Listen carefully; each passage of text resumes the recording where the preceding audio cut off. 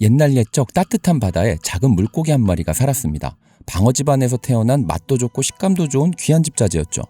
그런데 이 녀석 눈 사이를 자세히 보니 뭔가 붙어 있어요. 오, 저 표시는 방어 속 명문 집안 제빵어 가문의 표시네요. 신기하니까 말이나 한번 걸어볼까요? 예, 너 이름이 뭐니? 안녕하세요. 저는 눈 사이에 팔자가 있어 사이간 8팔자를 사용하는 일본 이름으로는 칸파치, 한국 이름으로는 제빵어라고 합니다. 그래, 칸파치야. 앞으로 커서도 훌륭한 물고기가 되거라. 그렇게 칸파치는 열심히 자랐습니다. 그런데 말이죠. 클수록 세상은 만만치가 않았습니다. 어느 날 보니 그 또렷하던 이름표가 슬그머니 사라졌죠. 어릴 땐 이 명찰 하나만 보고도 모두들 야, 쟤 칸파치래 하고 알아봐줬는데 어른이 되고 나니 얼굴에 써있던 이름이 쥐어진 겁니다. 이제 누구도 얼굴만 보고는 이 녀석을 알아보기 어려워요. 방어인지 부시리인지 헷갈립니다. 그럼 뭘로 자기를 증명해야 할까요? 이름표 떼고 세상에 나온 어른 물고기한테 남은 건 실력밖에 없습니다. 맛으로 증명하는 수밖에 없는 거죠. 칸파치라고 하니 연관되는 만화 하나가 있습니다. 일본 만화를 좋아하는 사람이라면 일본 만화의 신이라 불리는 데즈카 오사무를 아실 텐데요. 1974년 칸파치라는 제목의 만화를 그렸습니다. 마음 약할 때 맨날 괴롭힘만 당하던 아이가 주인공이에요. 이 아이의 이름도 칸파치였습니다. 처음엔 요게 갓파가 빌려준 힘에 기대서 변신을 하다가 나중에는 야, 나 그거 없이도 할 수 있어 하고 혼자 힘으로 일어서는 만화였는데 우연의 일치이긴 하지만 생선이나 만화나 칸파치는 결국 혼자 힘으로 증명해야 하는 팔자인 듯 하네요. 실제로 칸파치라고 불리는 제빵어가 마주한 세상은 정말 치열하고 거짓이 난무합니다. 옆을 둘러보면 경쟁자가 쟁쟁하죠. 방어, 제빵어, 부시리 다 같은 방어 집안 사촌인데 회로 떠놓으면 누가 누군지 구별도 안 될 만큼 닮았습니다. 몸에 잿빛이 돈다 해서 한국에서는 제빵어라고 부르고 있지만 이 멀쩡한 이름조차 한국에선 잘 안 불립니다. 제빵어는 늦여름부터 가을, 8월에서 11월이 제철입니다. 그런데 이 제철이 끝나갈 무렵 이번엔 사촌인 방어가 제철을 맞아요. 겨울방어는 기름이 꽉 차면서 마케팅에 언론 플레이까지 더해져 값이 쭉쭉 뜁니다. 문제는 여기서 생겨요. 제철 지난 제빵어는 값이 한풀 꺾이는데 겨울방어는 부르는 게 값이거든요. 게다가 둘이 회로 떠놓으면 구별도 안 될 만큼 닮았죠. 그러니 이름표 떼고 조용히 살던 이 녀석, 못된 상인을 만나면 어떻게 되겠어요? 방어랑 닮은 방어류가 대방어로 둔갑하는 일이 벌어지는데 제빵어도 회로 떠놓으면 일반 소비자는 구분하기 어려운 방어 집안 생선이죠. 이름표가 흐릿한 녀석들은 시장에서 종종 억울한 역할을 맡게 됩니다. 그래서 오늘은 이 녀석한테 제대로 증명할 기회를 한번 줘보려고 합니다. 성어가 돼서 이름표는 없지만 바다 건너 일본 스시 카운터에선 방어 못지않게 대접받는 고급 네타, 이름이 아니라 맛으로 자신을 증명해온 생선. 이제 이 녀석을 손질해볼까요? 오늘은 일본에서 정말 맛있게 먹어서 재현한 제빵어 요리와 네타 써는 여러 노하우도 함께 공개해드릴 예정이니 구독과 좋아요, 댓글, 하이프까지 부탁드립니다. 자, 칼을 대기 전에 가위부터 듭니다. 가슴, 배, 등 지느러미, 거슬리는 지느러미들을 먼저 깔끔하게 잘라줄게요. 이거 안 하고 바로 칼질 들어가면 나중에 지느러미에 칼이 턱턱 걸리거든요. 미리 길을 닦아두는 거예요. 그 다음이 중요한데요. 제빵어는 비늘이 작고 단단해요. 그래서 일반 비늘치기로 박박 긁으면 비늘은 안 떨어지고 살만 다 뭉개집니다. 그래서 이렇게 칼을 눕혀서 껍질 겉면을 포 뜨듯이 살살 깎아내요. 이걸 스키비끼라고 합니다. 그런데 저는 왜 이 비늘 벗기는 소리가 스키비끼, 스키비끼 이렇게 들리죠? 이렇게 슬슬 밀고 나가다 보면 잿빛 비늘이 벗겨지면서 푸르스름한 색이 올라옵니다. 비늘만 얇게 걷어내면 그 밑에 은피가 빛을 받아 이렇게 푸르스름하게 살아나는 거죠. 요 파란 빛이 나와야 성공입니다. 칼을 너무 깊이 넣으면 이 은피까지 벗겨져서 푸른 빛이 안 나오고 얕으면 비늘이 남아요. 딱 그 사이를 칼날로 타고 가는 거죠. 아가미를 끊어주고 배를 갈라서 내장을 제거해 줄게요. 내장이 터지지 않게 칼을 조심조심 다뤄줍니다. 와우, 알이 있네요. 배를 갈랐는데 알이 꽉 차 있다?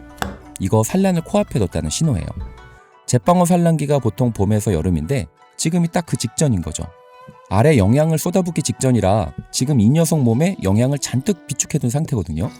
산란 지나고 나면 몸이 좀 홀쭉해지는데 지금은 그 직전이라 가장 통통할 때입니다. 절묘한 타이밍에 만났네요. 아가미 쪽으로 칼을 넣어서 머리도 잘라줍니다. 칼집을 낸 다음 몸통과 머리를 잡고 뒤로 꺾어주시고 마지막에는 칼로 잘라주시면 됩니다. 그리고 이 부분 가마살 부위인데요.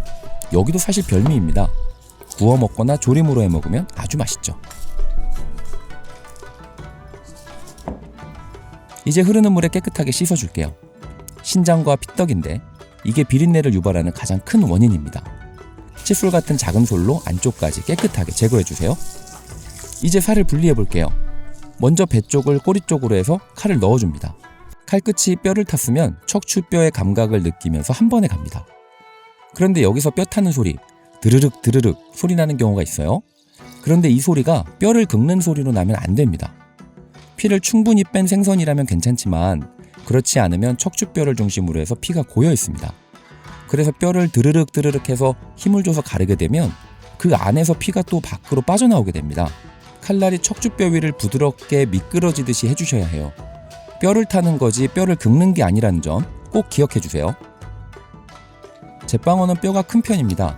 그래서 뼈가 굴곡이 있으니 그 굴곡에 맞춰서 칼도 같이 웨이브 형태로 들어가 주시면 됩니다. 이제 등 쪽 부분으로 칼을 넣어서 뼈와 반대편 살을 분리해 주고요.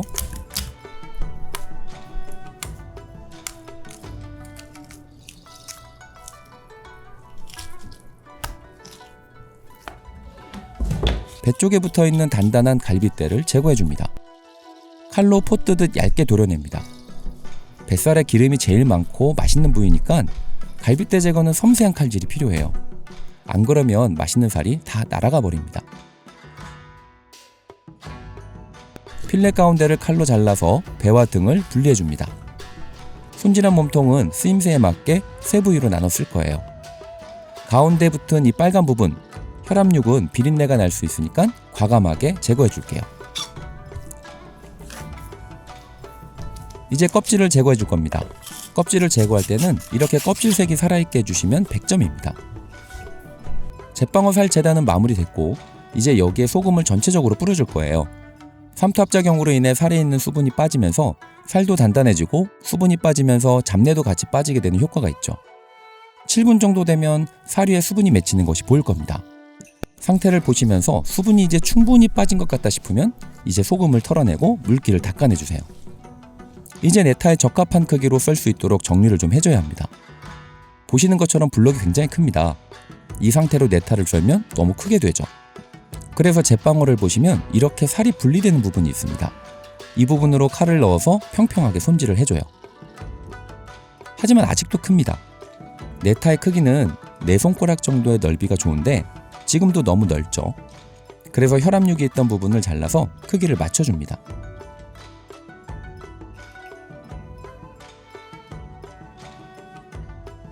뱃살 쪽 네타는 크기가 적당하네요. 윗부분만 살짝 평평하게 만들어주기만 하면 될 것 같습니다. 그럼 이렇게 남은 것들은 버리나요? 아닙니다. 후토마키에 넣어줘도 맛있고 다져서 나메로우를 만들어 먹어도 맛있습니다. 자, 그럼 손질은 끝났습니다. 이제 이 맛있는 놈을 일단 사시미로 썰어서 먹어볼게요. 사시미로 먹을 거니까 큼직큼직하게 썰겠습니다. 그런데 오늘은 그냥 사시미로 먹는 게 아니라 일본에서 맛있게 먹은 음식을 재현한다고 했잖아요. 예전에 후쿠오카에 갔다가 맛있어서 여러 곳 돌아다니면서 이것만 먹었는데요. 바로 규슈 쪽에서 많이 먹는 류크라는 생선 무침입니다. 신선한 생선을 간장, 술, 미림, 깨로 만든 양념에 푹 버무려 먹는 향토 요리인데요. 원래 어부들이 밥에 척척 얹어 먹던 일종의 보전식이었습니다. 그래서 간이 좀 셉니다. 이건 이따 먹어보면 알아요. 그런데 이 류크라는 이름, 유래가 좀 재밌습니다. 설이 두 가지예요. 하나는 오키나와, 그러니까 옛 류크에서 어부들한테 배웠다고 해서 류크. 또 하나는 깨무침을 일본어로 리큐아에라고 하는데 거기서 이름이 변했다는 설이에요. 리큐아에라는 말은 일본의 전설적인 다도명인 센노 리큐가 참깨 들어간 음식을 유독 좋아했다는 데서 일식에서는 깨를 쓴 요리에 리큐라는 이름을 붙이는데 웃긴 건 정작 리큐 본인이 만든 요리는 아니랍니다. 후대 사람들이 리큐님이 좋아하셨을 법하다 하면서 이름만 갖다 붙인 거래요. 이름의 주인은 따로 있고 정작 본인은 모르는 요리. 어쩐지 오늘 주인공이랑 좀 닮았네요. 먼저 소스를 만들어 볼게요. 냄비에 사케 100ml, 일본식 코이구치 간장 100ml, 미림 170ml 이 비율로 소스를 넣고 불을 켜서 알코올 맛을 날려줍니다. 소스가 식는 동안 들어갈 야채를 준비할게요. 쪽파 썰어서 준비하고요. 깻잎은 식감을 살리려고 큼직하게 썰어줍니다. 대파는 돌려가며 칼집을 넣어 숭숭. 마늘도 강판에 갈아주고요. 깨도 절구에 갈아줍니다. 너무 가루를 만들지 마시고 약간은 씹히는 부분도 좀 있게 준비해주세요. 이제 볼에 준비한 재료를 넣고 식힌 소스 그리고 방금 간 깨를 넣어줍니다. 여기에 좀 전에 사시미용으로 썰어놓은 잿방어를 퐁당 넣어서 양념이 쫙 스며들게 하고 마지막으로 김을 손으로 툭툭 잘라서 같이 버무려주면 잿방어 리큐아의 완성입니다. 이게 정말 신기해요. 그냥 잿방어회만 먹으면 엄청 짭니다. 어부들이 밥에 척척 얹어 먹던 거라 원래 간이 세요. 그런데 이렇게 김에 딱 싸서 먹으면 정말 신기하게도 하나도 안 짭니다. 짠맛이 김에 바다향에 착 안기면서 짠 게 아니라 그냥 감칠맛이 돼버려요. 여기에 기름진 잿방어에 와사비가 곁들여지면서 고소함과 마지막 깔끔함까지 진짜 밥 안주, 술 안주로 장난 아닙니다. 꼭 한번 만들어서 드셔보시길 추천드려요. 자, 이제 스시를 만들어 볼게요. 먼저 네타를 썰겠습니다. 스시로는 꼬리살은 사용하지 않으니 정리해주고요. 그런데 등살 네타를 썰 때 많은 분들이 좀 어려워하시는 부분이 있어요. 그래서 잿방어 네타 써는 노하우를 좀 알려드리겠습니다. 크기는 손가락 4개 넓이보다 아주 살짝 작게, 그리고 단면 끝에 손가락 4개를 교차해서 올려놓고 잡아줍니다. 그러면 칼이 지나갈 때 두께가 균일한지 손끝으로 바로 알 수 있어요. 그리고 생선살을 대부분 결 반대로 써는데요. 이유는 결을 끊어주기 위해서예요. 하지만 잿방어는 지방이 많아서 결의 식감을 방해하지 않습니다. 그래서 저는 결대로 썰어줄 거예요. 결대로 썰면 날렵하고 예쁜 모양을 만들어줄 수 있습니다. 결 반대로 썰면 이렇게 날렵한 모양이 만들어지지 않아요. 결대로 썬 것과 역결로 썬 것을 비교해보면 모양 차이가 나는 거 보이시죠? 스시를 잡을 때 모양 차이도 확연히 달라집니다. 끝부분을 살짝 도려내 정리해주면 등살 네타 준비 끝입니다. 뱃살은 특별하게 여러 겹 썰어서 포개줄 거예요. 지방이 많은 부분이라 단면을 얇게 썰어주면 입에 넣었을 때 혀에 닿는 표면적이 넓어져서 잿방어의 고소한 지방 맛이 2배로 폭발합니다. 샤리 잡고 와사비 조금 바르고 여러 겹으로 썬 잿방어 네타에 올리면 잿방어 스시 완성입니다. 첫 맛은 의외로 담백해요. 좀 심심한가? 싶지만 살이 탄탄하게 버팁니다. 그러다 뒤에서 단맛이 슬그머니 올라와요. 방어가 입에 넣자마자 기름이 확 밀려오는 한방이라면 얘는 장기전입니다. 처음부터 다 보여주지 않고 씹을수록 패를 하나씩 까는 듯한 느낌이에요. 그래서인지 저는 방어보다는 잿방어가 더 깔끔하고 맛있게 느껴지는데 여러분은 어디에 한 표를 던지고 싶으신가요? 어릴 때 얼굴에 이름표 붙이고 다니던 그 꼬마, 성화가 돼서는 표식을 떼버렸지만 맛으로 자신을 증명하는 잿방어입니다. 일본 카운터에선 방어 못지않게 때로는 방어보다 고급스럽게 대접받는 생선, 한 점 먹어보면 알게 되는 녀석이죠. 그러니 기억해두세요. 겨울에 비싼 대방어로 둔갑당한다면 그건 사기지만 제 이름, 제 값에 만나면 이만한 녀석이 또 없습니다. 이름표 떼고도 당당한 녀석, 잿방어 편 재밌으셨나요? 구독하시고 다음 편도 함께 해주세요. 멤버십으로 든든한 동반자가 되어주시면 더 맛있고 퀄리티 높은 스시 한 입을 꾸준히 이어갈 수 있습니다. 자, 그럼 스시 한 입 맛있게 드십시오.